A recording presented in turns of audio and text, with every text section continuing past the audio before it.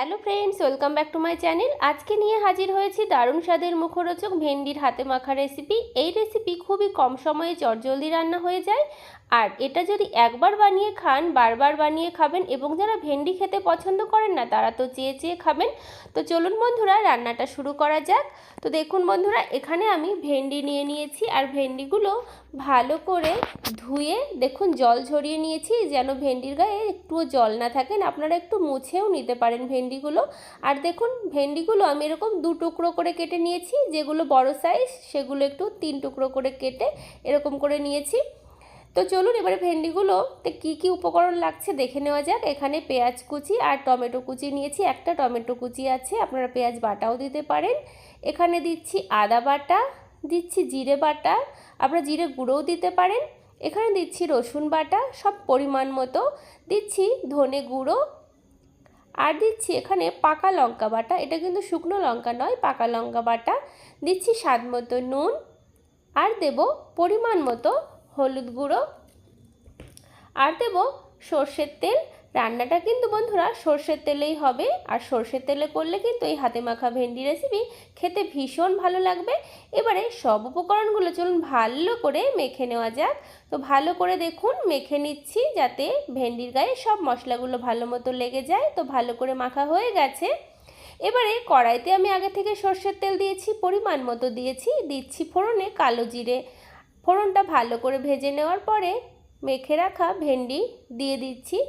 এবারে হাই ফ্লেমে আমি মিনিট 3-4 মতো ভেজে নেব। এখন কিন্তু গ্যাসের ফ্লেমটা লো করা যাবে না, তাহলে ভেন্ডিগুলো কিন্তু যে পিচ্ছল ব্যাপার সেটা কিন্তু থেকে যাবে। হাই ফ্লেমে ভাজলে কিন্তু ভেন্ডিগুলো পিচ্ছল হবে না।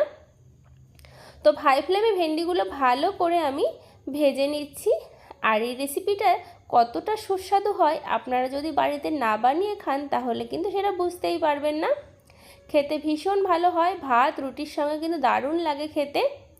তো দেখুন ভালো করে আমি কিছু সময় ধরে ভেজে নিয়েছি, কত সুন্দর করে ভেন্ডিগুলো ভেজেছি।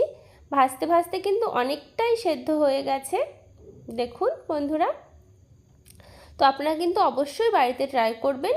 ভেন্ডিগুলো যাতে ভালো মতো সেদ্ধ হয়ে যায় তার জন্য আমি জল দিচ্ছি, খুব বেশি জল না। দেখুন বন্ধুরা, সামান্য জল দিয়েছি, এইটুকু জল দিলেই কিন্তু যথেষ্ট।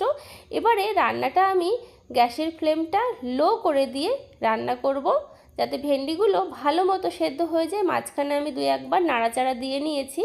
তো দেখুন আমার কিন্তু এই হাতে মাখা ভেন্ডি রেসিপিটা কিন্তু অলমোস্ট হয়ে এসেছে।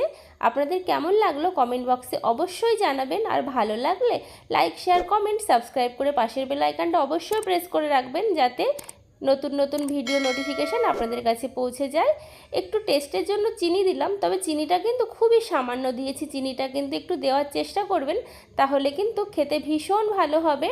তো চিনি দিয়ে কিছুক্ষণ মিশিয়ে নিয়েছি। তো দেখুন আমার কিন্তু প্রায় রান্না হয়ে গেছে। ভেন্ডিগুলো কত সুন্দর সেদ্ধ হয়েছে দেখুন বন্ধুরা।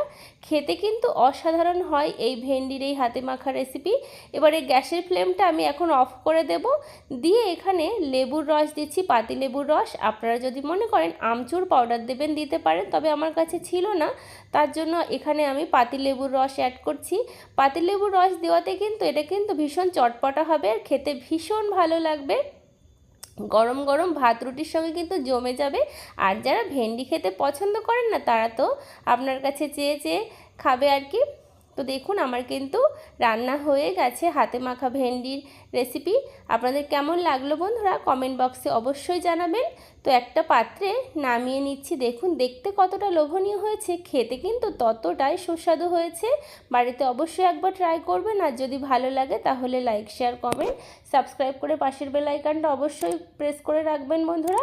তো গরম গরম ভাত রুটির সঙ্গে পরিবেশনের জন্য তৈরি আমার হাতে মাখা ভেন্ডির রেসিপি। আপনারা সকলে ভালো থাকবেন, সুস্থ থাকবেন। দেখা হবে অন্য কোনো নতুন ভিডিও নিয়ে। আজ তবে বিদায় নিচ্ছি বন্ধুরা, ধন্যবাদ।